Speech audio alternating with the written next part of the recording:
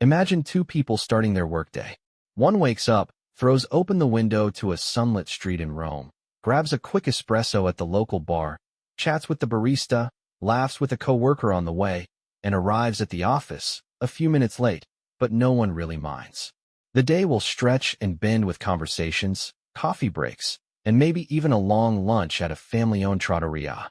The other wakes up in a quiet London suburb, puts on a pressed shirt, checks the weather forecast twice, and catches the 8:03 train to the city. In the office by 8:57, tea in hand by 9:01. The calendar is full. Meetings are timely. Emails are polished and polite. No emojis, please. Small talk is brief. Lunch is practical. These aren't just personal habits. They're reflections of two very different work cultures. In this episode, we're exploring how emotional flexibility in Italy stacks up against the corporate restraint of the UK. What happens when warmth, improvisation, and human connection meet structure, boundaries, and professionalism? At first glance, they seem like complete opposites. Italy, chaotic but warm. The UK, cold but stable. But as always, the reality is deeper. We'll take you through a full working day in each country, from the moment the alarm rings to the evening unwind.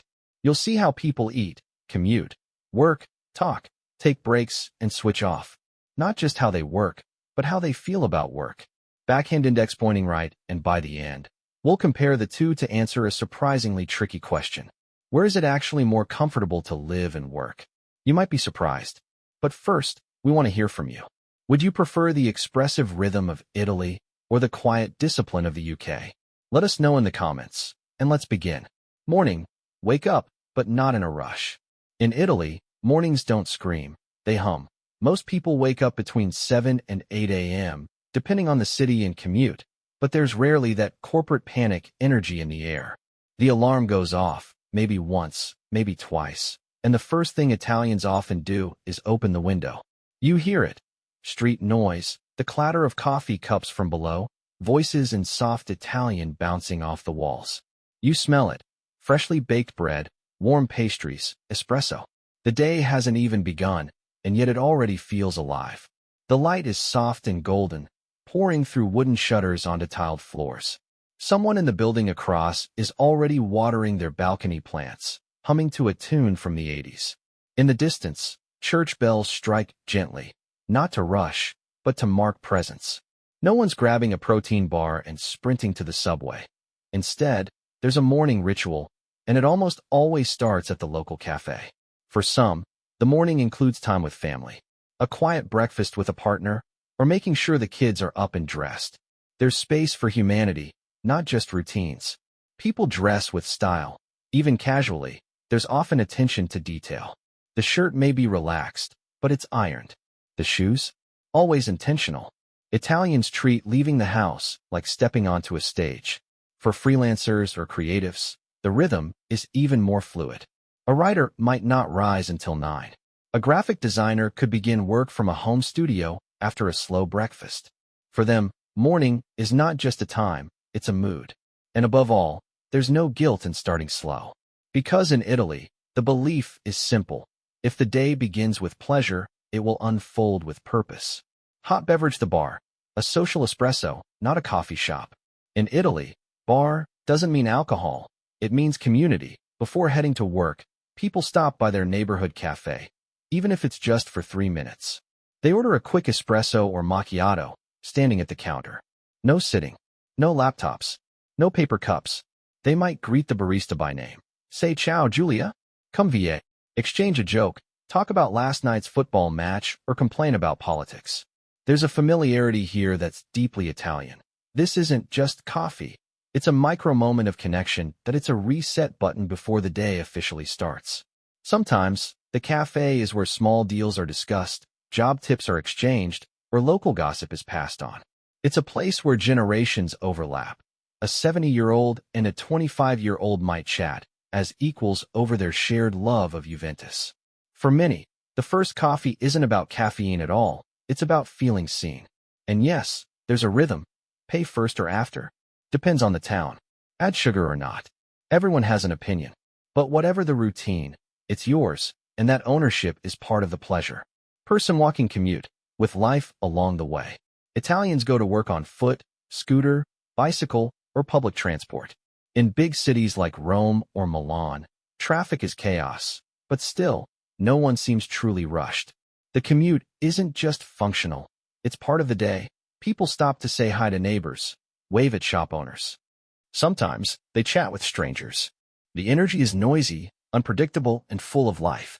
You might pass 3 cafes, 2 bakeries, and a florist before reaching your bus stop. A quick detour to grab fresh fruit? Why not? In Italy, time is elastic when it involves beauty or pleasure. In smaller towns, commutes might be only 10 to 15 minutes.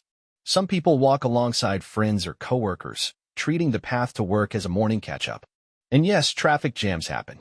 Horns blare. But rarely with anger. It's more like a symphony of frustration, loud, animated, but ultimately harmless. Punctuality is appreciated, but not worshipped. Arriving 5 to 10 minutes late? Not ideal, but not a crisis either. The goal is to arrive not just physically, but mentally ready, and maybe with a story or smile to share. Office buildings starting the workday, expression over efficiency. The workday often starts around 9 o'clock or 9:30 a.m., though in some cases even later. The first thing most employees do isn't opening a spreadsheet, it's greeting their colleagues. Handshakes, cheek kisses, when appropriate, enthusiastic voices across the room. Buongiorno is more than just a word, it's a mood, a way to say, we're in this together today. Coffee number 2 usually follows, this time from the office machine or a tiny stovetop mocha pot brought from home. The scent fills the room, and the conversation continues. It's not unusual for 20 to 30 minutes of the morning to go into reconnecting and easing into the rhythm of the day. Workspaces themselves vary. Modern open offices, homey small studios, or minimalist co-working spaces. No matter the space, personal touches are everywhere, family photos, plants, football scarves, and Catholic icons sometimes tucked between desk organizers. Communication is vibrant, animated, and often nonlinear. People speak over each other. They jump from one point to another. Body language is expressive, passionate, and ever-present. Debates are frequent, interruptions expected. But the beauty? It works. Despite seeming chaotic from the outside, there's trust, flexibility, and collaboration under all that noise. What matters most is the relationship, not the formality. Lunch, sacred and social. Around 1 p.m., the office slows to a natural pause. In some places, it's almost ceremonial. Desks are left behind. Laptops close. This is la pausa pranzo lunch break, but with soul. For many, it's off to a nearby trattoria, often the same place every day, where the owner knows their name and order. Pasta is common, but not always heavy. A light pasta al pomodoro, a salad with tuna, maybe parmigiana di melanzane. Always water or aqua frizzant. Maybe wine, yes, even on a weekday. A glass, not a bottle. Lunch isn't rushed. It's about pleasure, digestion, and, most importantly, connection. People talk about life, politics, relationships, food, football, even art.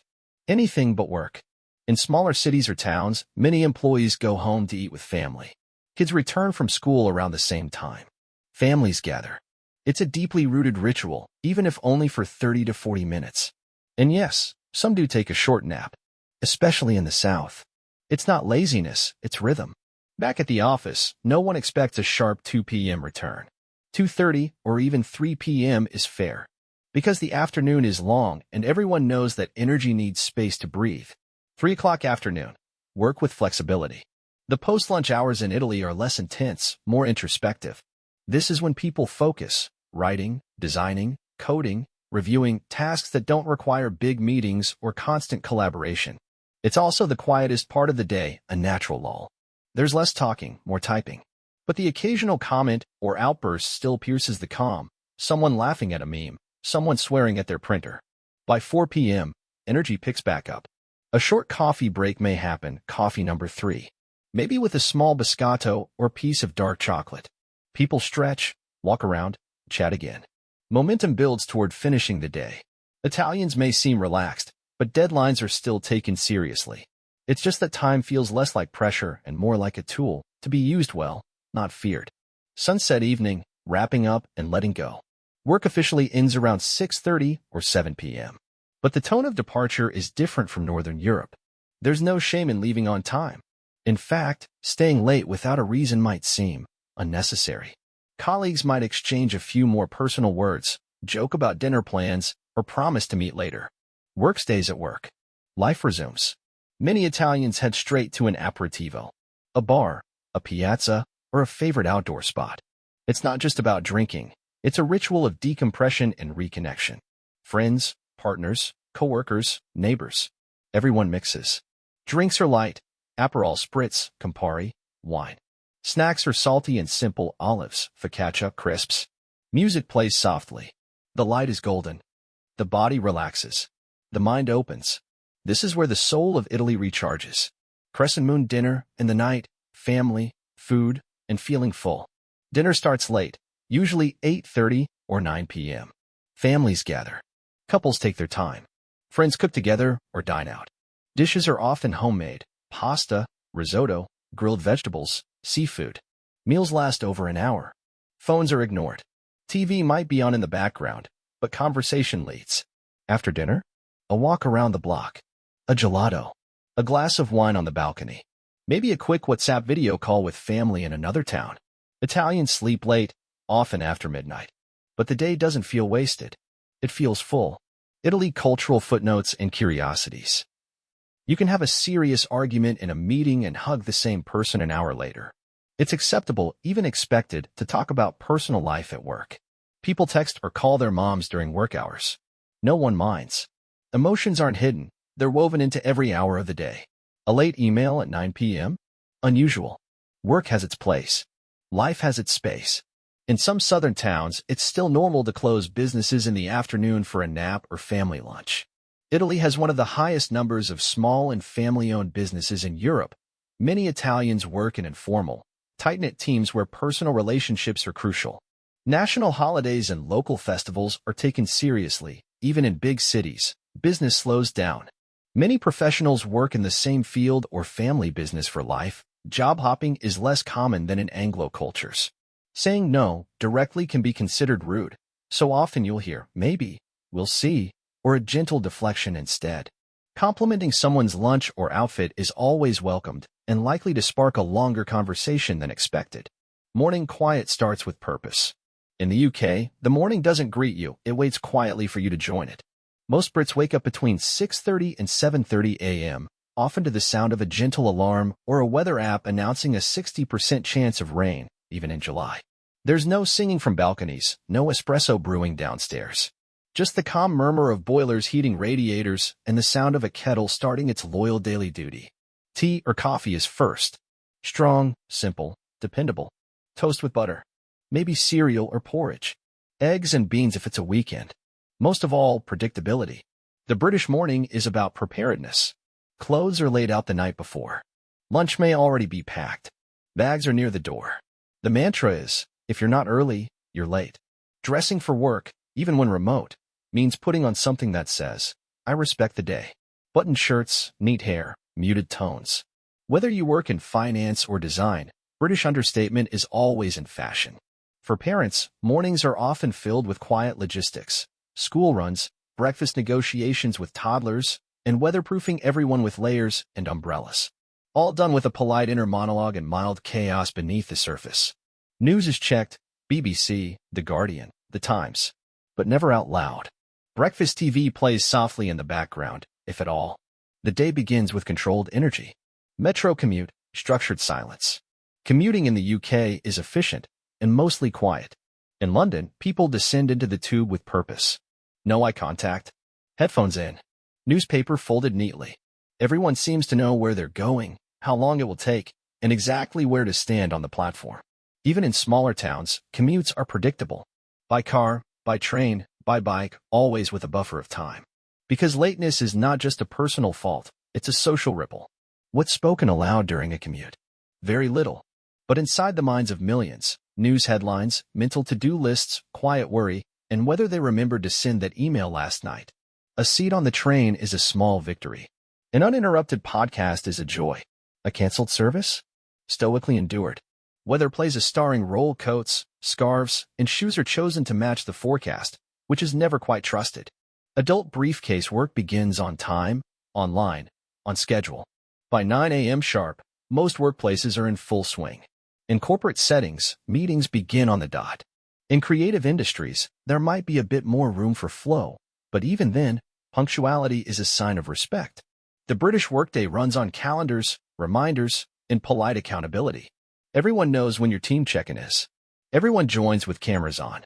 Everyone opens with small talk that ends just before it gets too personal. Offices are often open-plan but respectful of space. The volume is low. Conversations are measured. Feedback is phrased with care. This is good, perhaps we could also consider. Even disagreement is an art. The word interesting can mean anything from brilliant to disastrous. Humor helps. A bit of self-deprecation in presentations, or a dry joke at the start of a meeting, loosens tension. But everything remains contained. People don't brag. Modesty is professionalism. Deadlines matter, but no one shouts about them. And nobody likes a loud keyboard typer. Fork and knife with plate lunch, independent, modest, and mobile. Lunch typically happens around 12:30 to 1:30 p.m. But don't expect a group outing to the pub unless it's Friday. More often, lunch is a solitary, practical affair. A meal deal from Tesco, a pre-packed sandwich from home, maybe sushi or a salad eaten at one's desk. In many workplaces, people scroll phones, read the news, or take a short walk while eating. Long lunch breaks are rare. 1 hour is generous. 30 to 45 minutes is standard. Some people use lunch for errands, picking up a package, dropping off dry cleaning, or getting a quick trim. It's not about rest, it's about using time well. On Fridays, lunch might spill into a casual pint at the local pub. Not too long, not too loud. Just enough to signal. The weekend is near. 4 o'clock afternoon, steady productivity with tea in hand. Back at the desk, focus resumes. Deadlines are respected. Emails fly, spreadsheets grow, meetings continue. There's often a 3 p.m. energy dip, solved universally by, you guessed it, tea. The afternoon tea is not the fancy kind with scones and jam. It's a simple mug, always a mug, of builder's tea with milk, maybe a biscuit on the side. Often offered with a quiet, fancy a brew? It's also a coded gesture, a little break, a check-in. If someone asks, you say yes. The afternoon is efficient but not frantic. There's focus, but also patience. People queue for the printer. They say please and thank you for shared documents. The office culture values composure. Some roles require long hours, but even then, people try to maintain courtesy. Emails are often drafted carefully. Typos are not just errors, they're small embarrassments. At 4:30 p.m., another tea. The final push begins. 5 o'clock evening, logging off, but not always unplugging. The workday often ends between 5:30 and 6:30 p.m. Some employees leave right away. Others stay late, especially in competitive sectors. But even when leaving on time, mental disconnection can be hard. Many Brits check emails from the train. Some respond to Slack messages late into the night, though not publicly. After-hours communication is often wrapped in apology. Sorry to ping you this late, just wanted to flag. For those working from home, the line between on and off can blur even more. Changing clothes or stepping out for a short walk becomes a ritual to reclaim the evening. Dinner reservations are rare on weekdays. Instead, the evening is for catching up on shows, cooking a simple meal, or watching football in silence. Clinking beer mugs after work, reserved release. Thursday and Friday evenings bring the Great British Unwind. Pubs fill with people still wearing office badges. Pints are ordered with practiced rhythm. Small groups gather at the same table every week. There's laughter, sarcasm, and pub food. Chips, pies, curries. For a moment, the restraint of the day melts. Conversations get louder, eyes soften. And yet, even here, there's unspoken etiquette. People know when to stop, when to call a cab, when to hug goodbye and say, same time next week. The pub is where coworkers become mates, but only for a few hours. On Monday, everything resets. House with garden night, calm, screen light, and self-time. Dinner is usually simple, between 7 and 8 p.m. Pasta, stir-fry, soup, or takeaway. Meals are often eaten in front of the TV.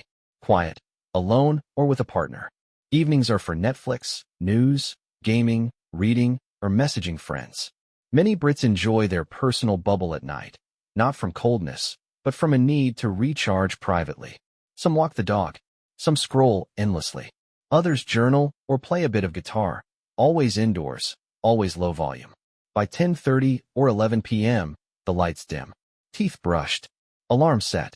Tomorrow's clothes prepared. And once again, the day quietly folds into routine. United Kingdom cultural footnotes and curiosities. Saying not bad often means quite good. British understatement is real. Apologizing is a national sport, even when someone bumps into you. The phrase, let's catch up soon, may mean maybe never. Personal space is respected. Loudness in public is frowned upon. Office birthday cakes are common. Singing happy birthday? Less so. Humor is dry, ironic, and constant, especially when things go wrong. Weather is a universal topic, and also an emotional state. Tea solves everything. If it doesn't, more tea might. Avoiding conflict is often more important than winning an argument. A handwritten thank you note is still considered classy. Work emails rarely use exclamation marks, unless you're in marketing. Brits take pride in their packed lunch, and may judge yours silently. Now that we've followed a full day in both countries, from the first sip of coffee to the last email or evening pint, let's take a closer look at how these two work cultures truly compare. This isn't about which is better, but how differently people live and work, and what that says about their values. Mantelpiece clock start and end of day. Italy eases into the morning. The workday starts around 9 to 9:30 a.m. and ends by 6:30 to 7 p.m. There's a relaxed pace, especially early in the day. Evenings are protected. Work stops when life begins. UK mornings begin earlier, often by 6:30 to 7 a.m., with work starting strictly at 9 a.m. or even earlier. The day wraps up between 5:30 to 6:30 p.m., though many continue working mentally after hours. Some even respond to emails from bed. Magnifying glass tilted left conclusion. Italy values emotional readiness. The UK values punctuality and reliability. Hot beverage pace, pressure, and breaks. Italy has a rhythm. There are built-in pauses, long lunches, espresso breaks, afternoon resets. The culture allows space for being human. Pressure exists, but it's tempered by relationships and flexibility. UK is more structured. Breaks exist, but they're shorter, quieter, and often solitary. Lunch is practical. Tea breaks are brief, coded, and polite. Pressure is internalized, and deadlines are serious, even when not spoken aloud. Magnifying glass tilted left conclusion. Italians build life around work. Brits build work around quiet control. One releases energy through conversation, the other through silence. Speech balloon communication and office culture. Italy, loud, expressive, personal. Debates, emotion, open disagreement, followed by laughter. Colleagues often become extended family. There's no fear in speaking up, even if the point is emotional rather than logical. UK, polite, restrained, professional. Feedback is soft-edged. Directness is rare. Emotional control is a sign of maturity. Meetings can feel like walking through a social maze. Say too much, and it's awkward. Say too little, and you seem cold. Magnifying glass tilted left conclusion. Italian offices are like dinner tables. British ones are like libraries, quiet, ordered, and best when everyone knows the rules. Spaghetti food and social rituals. Italy, food is central. Lunch is sacred. Aperitivo is cultural. Meals are social and long. Even weekday dinners with friends are common. Eating is an event, not a transaction. UK, food is fuel. Lunch is functional. Pubs are social, but food is secondary. Meals are often solitary or screen-based. Even when shared, meals are quick, and the conversation is secondary to the routine. Magnifying glass tilted left conclusion. Italy eats to connect and slow down. The UK eats to continue and recharge. Person low disposition work-life balance. Italy, clear boundaries. Evenings are personal. Emails at night are rare. Family and leisure matter deeply. No one expects a reply after hours, and social time is sacred. UK, blurry of boundaries. After-hours communication is common, but awkward. Many struggle to switch off. There's a cultural expectation to be available, but also a fear of seeming overeager. Magnifying glass tilted left conclusion. Italy draws a firm line between work and life. The UK draws it in pencil and sometimes erases it completely. Lightbulb overall vibe. Italy, warm, expressive, slow where it matters. Work is important, but not sacred. Personality is not something to hide. It's part of your professional presence. UK, stable, efficient, polite. Work is a responsibility and sometimes an identity. Personality is managed, not broadcast. Magnifying glass tilted left conclusion. Italy invites the full self to work. The UK asks you to bring only the part relevant to your job title. We've just traveled through 2 different workdays, 2 ways of living, thinking, feeling, and earning a living. From sunlit piazzas and long lunches in Italy to rainy commutes and sharp structure in the UK, we've seen how culture shapes not just how people work, but how they exist within their days. Work is never just work. It's a mirror, a reflection of national character, climate, tradition, and history. And in both countries, it tells us something about how people want to live. In Italy, people strive to protect their joy, even in the middle of responsibility. In the UK, people strive to protect their dignity, even in the middle of pressure. These aren't opposites. They're different ways to handle the same challenge: how to be human in a system of tasks and expectations. So now, we pass the question to you. Backhand index pointing right. Would you rather work in a culture of emotional flow or structured clarity? Would you trade longer lunches for sharper meetings? Aperol for after-work pints? Family first for work then rest? Tell us in the comments. Where would you feel more at home, in the rhythm of Italy or the structure of the UK? And why?